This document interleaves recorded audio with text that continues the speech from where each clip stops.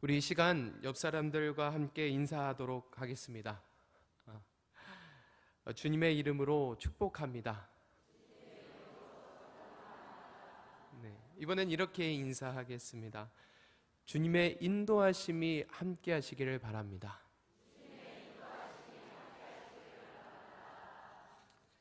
아멘.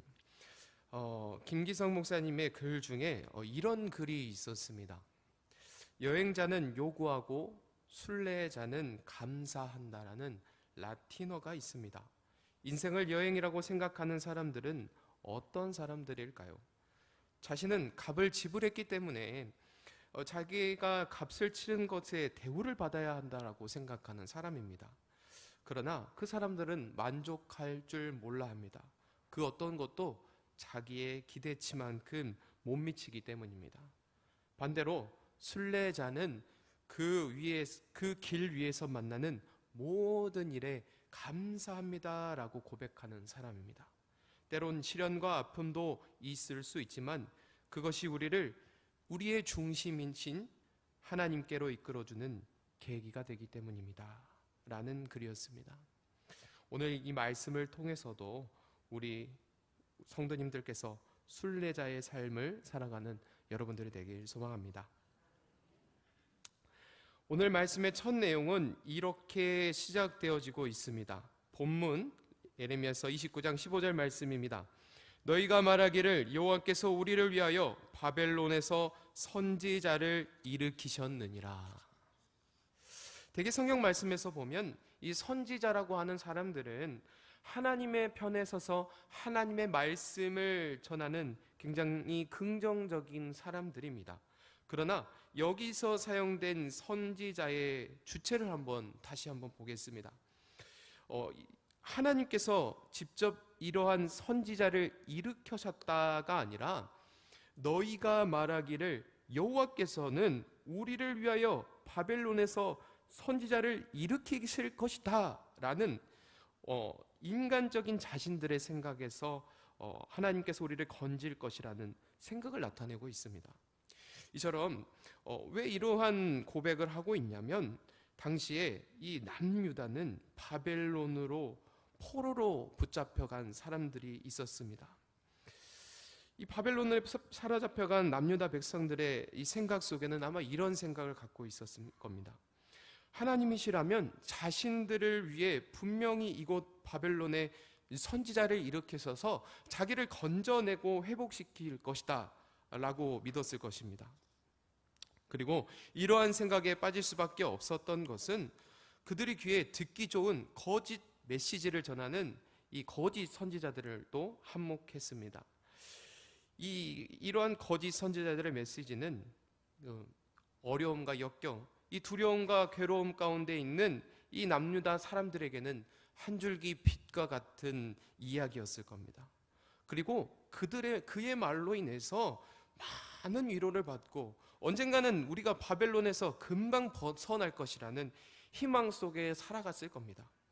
또 바벨론에 있는 자들뿐만 아니라 남유다에 남아있는 자들도 동일한 희망을 품고 있었습니다.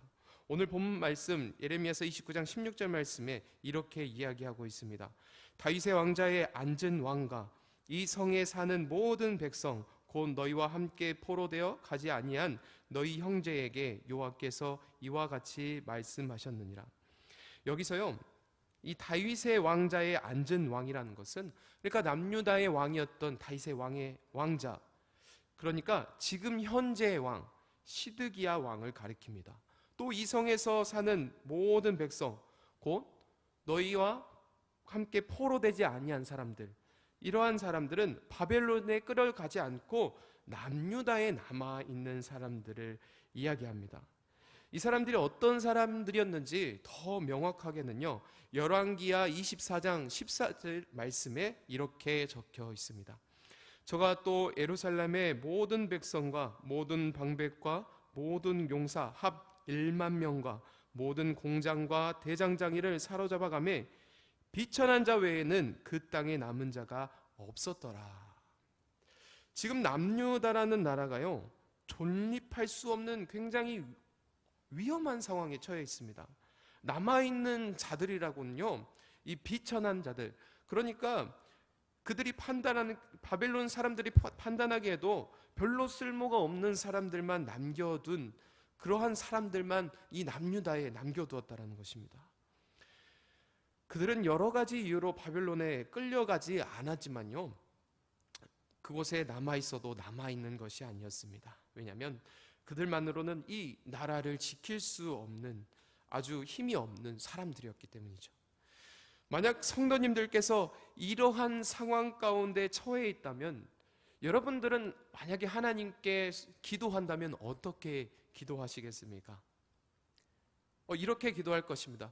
무엇보다 바벨론으로 끌려간 그 우리의 백성들을 빨리 하루속히 풀려나서 우리에게 돌아와서 남유다가 다시 강건하게 해주라고 기도했을 것입니다. 실제로도요, 남유다의 백성들은 이러한 마음이었습니다. 그런데 하나님께서는 무엇이라고 말씀하십니까? 오늘 본문 말씀 에레미야서 29장 17절부터 18절 말씀을 표준 세번역으로 이렇게 말씀합니다. 우리 한번 같이 앞에 화면을 보고 같이 읽어보도록 하겠습니다. 나 만군의 주가 말한다. 내가 그들에게 전쟁과 기근과 연병을 보내어 그들을 아무도 먹을 수 없는 썩은 무화과처럼 만들겠다. 내가 칼과 기근과 연병으로 그들을 뒤쫓아가서 칠 것이니 세상의 모든 나라들이 이것을 보고 놀라게 하고 그들은 나에게 쫓겨가서 사는 모든 민족들 사이에서 저주와 놀라움과 조롱과 조속거리가 되게 하겠다. 성도 여러분, 만군의 하나님, 우리의 만군의 하나님, 언제나 연약하고 부족한 이스라엘 백성들을 건지시는 능력의 하나님을 표현하죠. 이길 수 없는 거대한 적들을 한 방에 물리쳐 주신 하나님, 자신들을 지켜주셨던 이 만군의 하나님, 이 만군의 하나님께서요, 이번에는 자신들을 심판하는 무서운 하나님이 되십니다. 하나님께서 얼마나 무섭게 진노하셨는지 한번 보십시오. 그 당시 국가가 당할 수 있는 가장 무서운 재앙을 뽑자면 전쟁과 기근과 전염병이었습니다. 그런데 하나님께서는 이 세 가지 모든 것을 내리십니다. 그 재앙으로 인해서요, 남유다를 어떻게 표현하냐면 마치 먹을 수 없게 된 아주 고약하게 썩어버린 무화과 같이 비참하게 짓밟혔다라고 말씀하십니다. 그리고 거기서 끝이 아닙니다. 이러한 학대 후에 세계 열방으로 내가 흩어버려서 너희를 그 볼모지에서 학대를 당하게 하겠다. 그리고 모든 이방인들이 너희를 볼 때마다 놀림과 저주와 조롱을 할 것이다 라고 말씀하고 계십니다. 유대인들이 이러한 하나님의 말씀을 듣게 되었을 때 그들은 어땠겠습니까? 그들은 아마 좌절과 절망과 이러한 상황을 받아들이지 못했을 겁니다. 아마 이렇게 생각할 수 있습니다. 우리는 하나님께서 택하신 백성인데 어떻게 하나님께서 이렇게 하실 수 있나? 정말 말도 안 되는 것을 우리에게 말씀하신다. 성도 여러분, 그런데요, 우리에게도 이러할 때가 있습니다.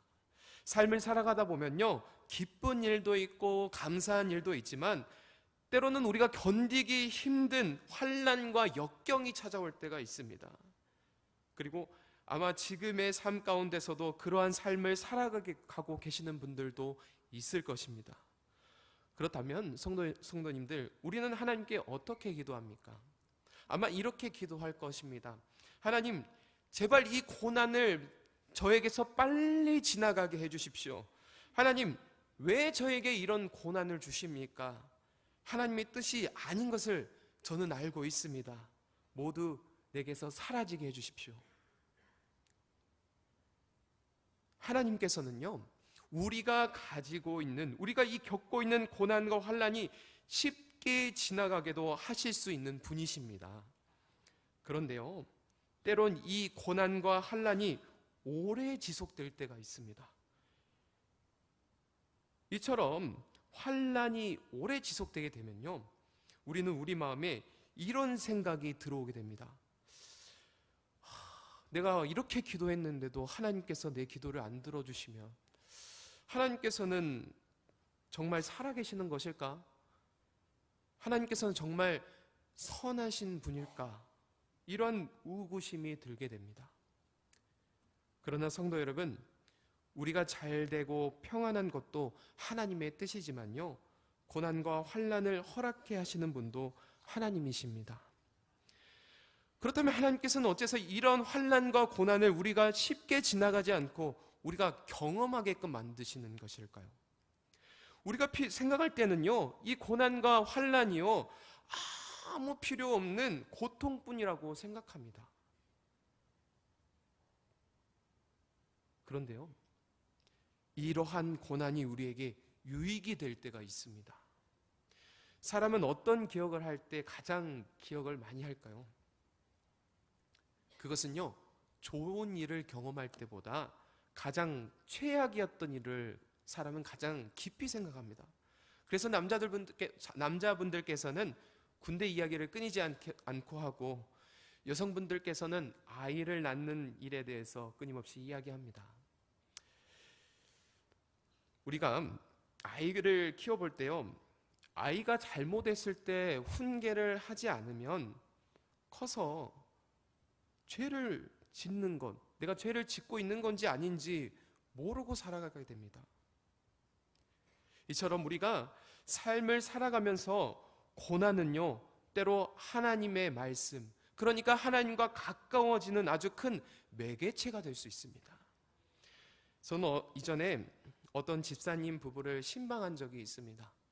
이 집사님 부부께서는요, 교회에서도 그렇고 많은 사람들이 이 청년 때부터 아주 열심히 신앙생활을 했고 교회도 열심히 다녔으며, 결혼하셔서 또 자녀를 낳을 때까지도 아주 열심히 솔선수범을 해서 일하셨던 분이라고 이야기를 하셨습니다. 그런데 어느 날 이 남편 집사님께서요, 이 갑작스러운 뇌출혈로 인해서 이 하반신 마비와 청각 장애를 얻게 되셨습니다. 저는 이 집사님 부부를 몇 년간 함께 있으면서 집사님 부부와 여러 번 만나게 되었는데요, 이 집사님께서 참 힘드실 때는요, 눈물을 흘리면서 너무 힘들다라고 표현을 했습니다.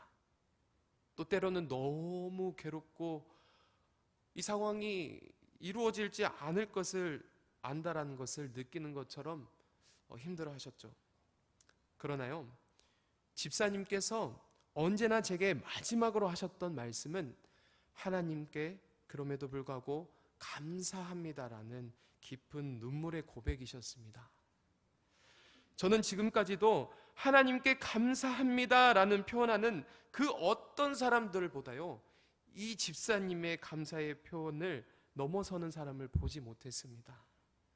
고난과 환난과 수고와 괴로움 가운데서도, 그러한 가난함 가운데서도요, 하나님께 감사의 눈물을 흘릴 수 있는 것, 이것보다 더 진정한 감사를 저는 본 적이 없습니다. 오늘 유대 백성들은요, 그런데 이러한 감사가 사라져 버렸습니다.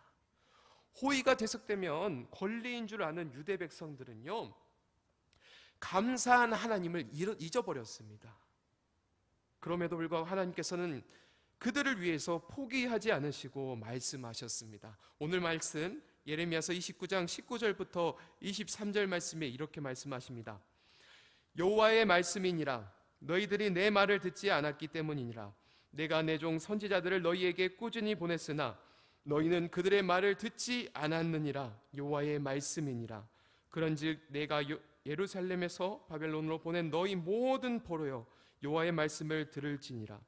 만군의 여호와 이스라엘의 하나님께서 골라야의 아들 아합과 마아세야의 아들 시드기야에게 대하여 이와 같이 말씀하시니라. 그들은 내 이름으로 너희에게 거짓을 예언한 자라. 보라, 내가 그들을 바벨론의 왕 느부갓네살의 손에 넘기리니 그가 너희 눈앞에서 그들을 죽일 것이라.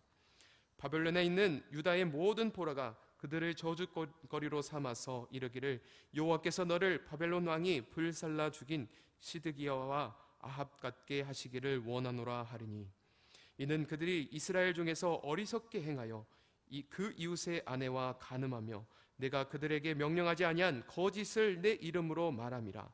나는 알고 있는 자로서 증인이니라. 여호와의 말씀이니라 하시니라. 아멘.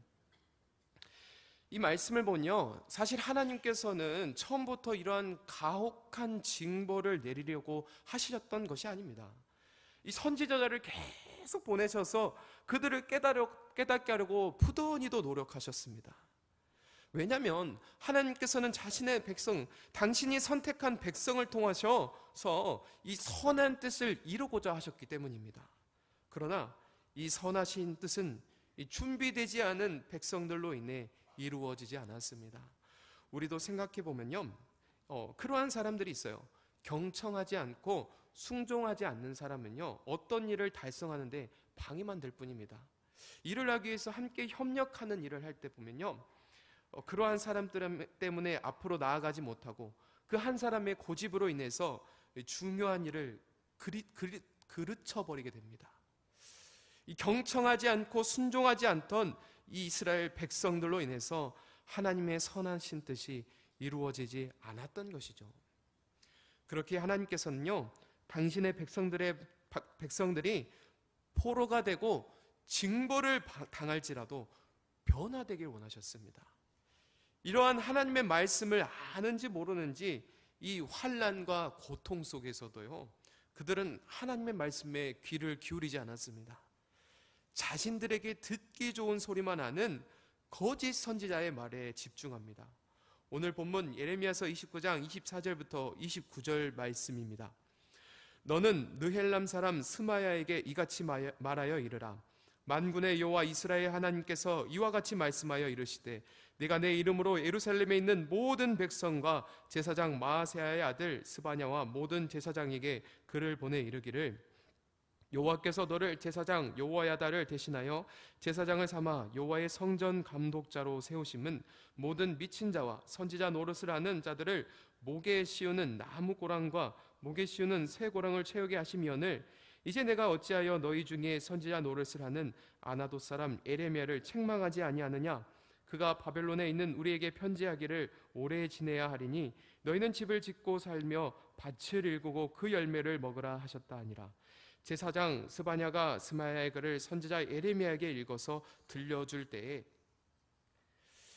여기서요, 이 말씀만 보면 이해가 되지 않지만 우리가 여기에 나오는 세 사람을 집중하면 쉽게 이해할 수 있습니다. 여기서 나오는 세 사람은요, 먼저 하나님의 말씀을 받고 선포하는 예레미야 선지자가 있습니다. 그리고 또 한 명은 거짓 선지자 스마야가 있습니다. 마지막으로는요, 유대인을 대표하는 제사장 스바냐가 있습니다.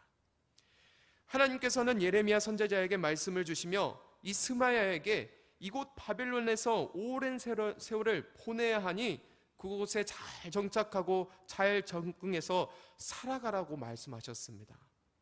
그러나 이 스마야는 이 말을 듣자마자 분노하며 모든 백성들과 제사장들과 지금 대표로 나오는 스바냐에게 이렇게 편지를 쓰고 있는 것입니다.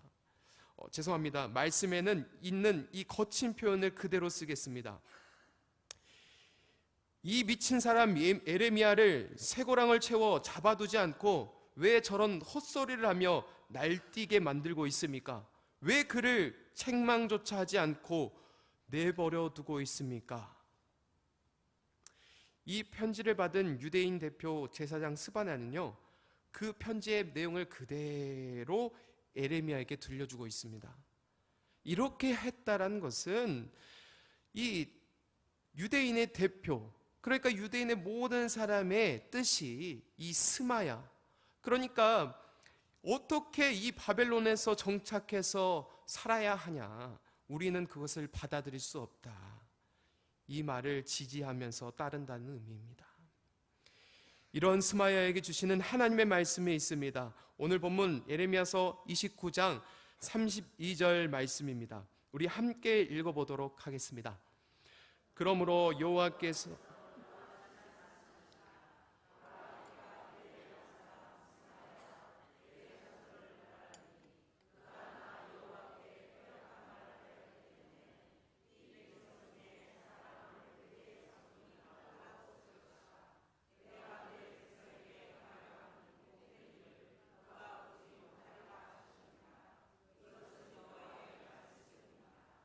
아멘.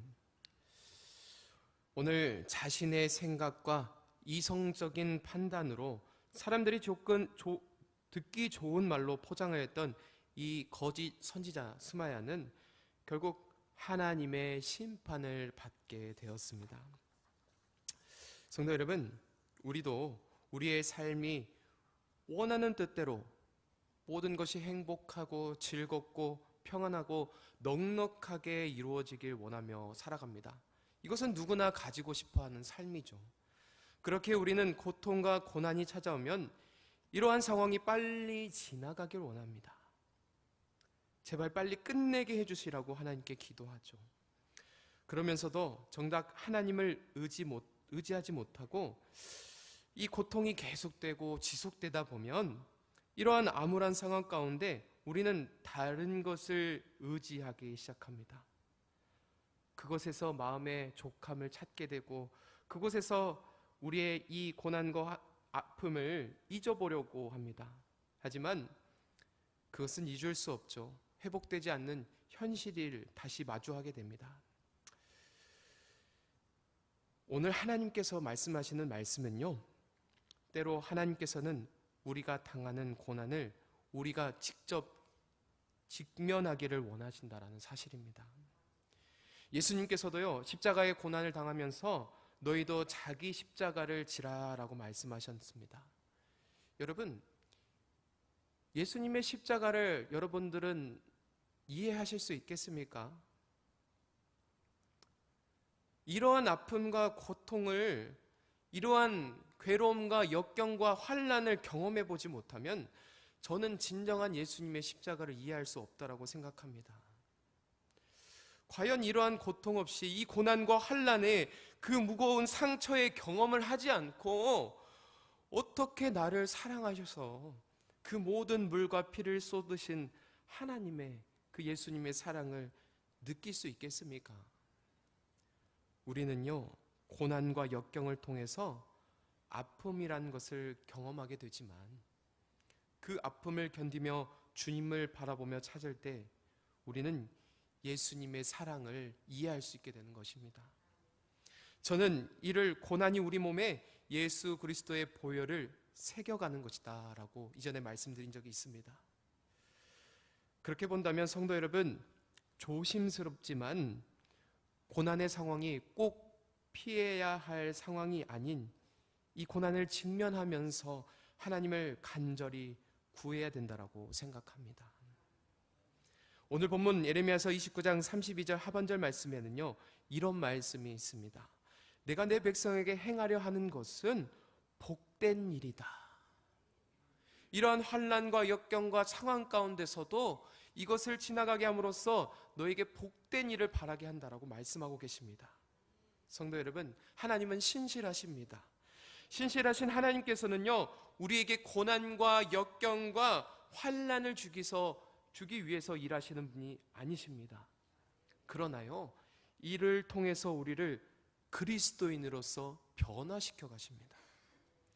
이 고난을 통하여 예수님의 보혈의 피가 우리 몸에 새겨지며 삶의 모든 순간 감사를 고백할 수 있게끔 우리를 훈련시킨다는 것입니다. 성도 여러분, 여러분에게 고난과 역경이 찾아올 때에 하나님의 건지심을 구하시기 바랍니다. 그리고 그 고난의 상처들이 지나간 후에 그 자리가 더욱 단단하여져서 모든 삶이 감사로 고백되어지시기를 주님의 이름으로 축복합니다. 이 시간 제가 기도하겠습니다. 사랑의 주 아버지 하나님, 감사드립니다. 오늘 이 말씀을 통하여서 하나님, 고난과 역경과 환난도 하나님의 뜻임을 알게 하셨습니다. 주님, 정말 힘들고 괴롭지만 하나님은 신실하신 분이오니 아버지 하나님, 우리가 찾고 구할 때마다 주님께서 우리를 건져주시고 하나님께서 우리를 향하여 계획하신 모든 선한 뜻이 우리 마음 가운데 깨달아지고 들려지게 하여 주시옵소서. 그래서 우리의 삶 가운데서 모든 삶이 감사로 고백되어지게 하여 주시옵소서. 감사드리오며 예수님의 이름으로 기도드립니다. 아멘.